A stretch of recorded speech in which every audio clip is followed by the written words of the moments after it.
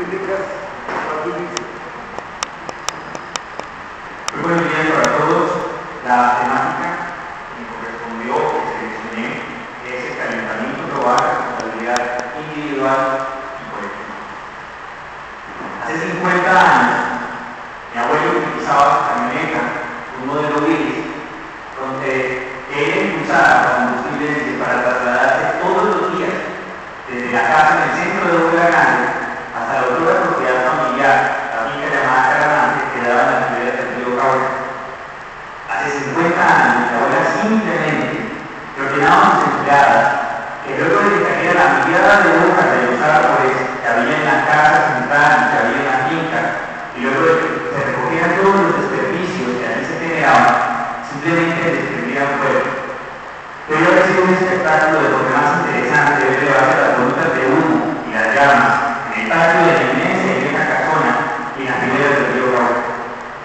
Hace 50 años mis abuelos vivían en el pináculo de su existencia, no solamente porque su estilo de vida era muchísimo mejor, sino también como ellos, el viejo popular afirman, todo tiempo pasado es mejor.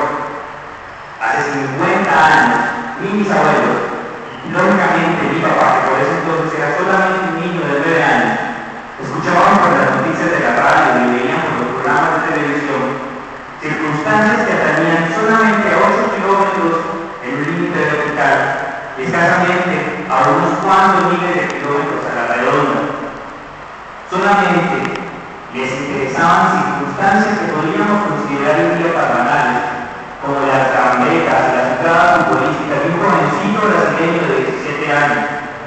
Solamente escuchaban los discursos que transmitían por la radio de la Junta Militar, presidencia que por ese entonces ostentaba, luego de suceder el poder a Gustavo Rojas Pinilla. No podemos explicarlo, para ellos eso era simplemente lo importante. Para ellos, sin dejar de ser banal, solamente resultaba interesante escuchar las radionovelas, escuchar también la transmisión de los partidos y lógicamente empezar a mirar el antiguo Afro Pelé. Nosotros, los ciudadanos actuales, heredamos un mundo con un acceso ilimitado prácticamente a la tecnología, heredamos una sociedad supuestamente con metas y con objetivos claros, heredamos un acceso ya que no se limita solamente a las circunstancias locales, a las circunstancias terrenales, sino que queremos ir expandirnos muchísimo más en el espacio. Heredamos supuestamente un planeta azul, un planeta que es denominado así porque prácticamente la inmensa superficie de nuestro planeta está cubierta por agua, pero que en un futuro, tal vez no muy lejano, debería de ser denominado efectivamente el planeta totalmente azul. Heredamos un planeta en el cual los diferentes gobiernos entendieron que las guerras mundiales y los conflictos globales no eran el camino, que debían emprender objetivos comunes, pero que en el desarrollo de los mismos esos objetivos comunes se corrompieron. Heredamos un planeta en el que los límites verticales superaron los 8.848 metros de altura del Monte Everest, pero que simplemente al llegar a los 2.400 metros de altura de la Ciudad de México, el aire se vuelve irrespirable. Heredamos la capacidad de adentrarnos en las profundidades de los diferentes océanos, tan solo para darnos cuenta que los médicos paisajes que describió en sus libros, de lo que exploró Cousteau en sus inicios, no quedan más que las páginas impresas de los libros, que las alocadas ilustraciones de los dibujantes de la época hicieron en los diferentes libros, y no quedan más que las tomas borrosas que Cousteau logró con sus antiquísimas cámaras submarinas. Eso es lo que nosotros heredamos. El otro día, mientras estaba repasando en el televisor las diferentes oportunidades de programas, películas supuestamente aburridas que van a pasar, encontraba una película, una producción hollywoodense. Era la misma temática, inmensos efectos digitales, efectos especiales y la consabible historia del héroe americano. La película de una calidad de ser anodina y repetitiva, de no ser porque trataba de un científico que descubre que debido a los cambios climáticos y al sobrecalentamiento global, nuestro planeta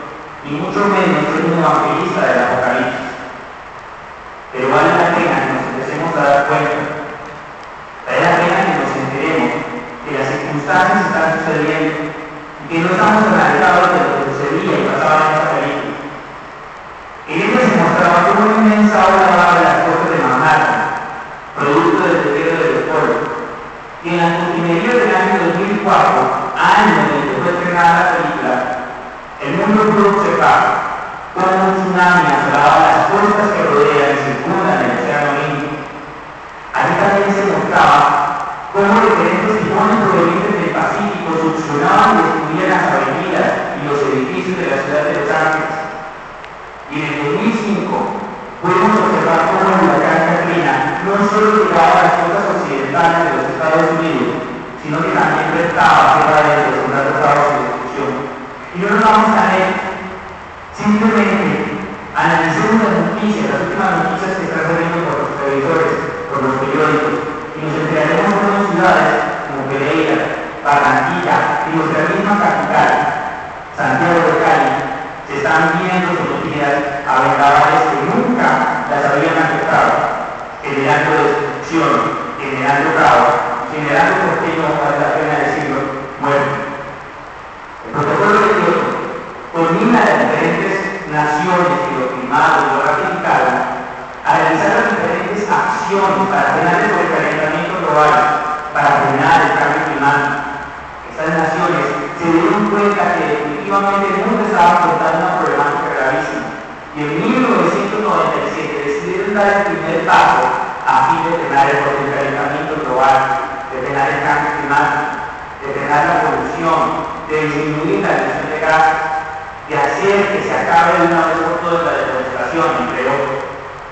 Quienes critican el protocolo dirán que el mismo, de la firma y la ratificación del mismo, han pasado 11 largos años, que la problemática continúa. De hecho, la problemática se ha agudizado.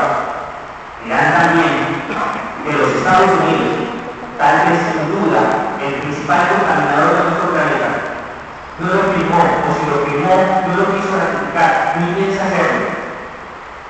Dirán también que de las principales naciones, como China y la India, que son también contaminantes, ni siquiera hacen parte de ello. Pero ¿qué sucede si los árboles no están lejos o al revés, como quieran llamarlo? ¿Qué pasa si por estar pensando como críticos globales, como analistas internacionales, nos encontramos con circunstancias como que simplemente después de ver el reportaje por televisión del reproducimiento del invierno dejamos el televisor encendido? ¿Qué pasa si luego de leer el periódico el premio que se hicieron merecedores de los colombianos con sus proyectos ambientales, votamos el periódico de la basura junto con el plástico, el vidrio y los otros desperdicios? ¿Qué pasa si simplemente por evitar un comparendo, por evitar una multa, hacemos parte de las campañas del día sin carro o del triplicar? Basta de hacer críticas, basta de hacer análisis, seamos objetivos, actuemos en consecuencia con esta maldada herencia que nos correspondió e intentemos solucionar los problemas. No esperemos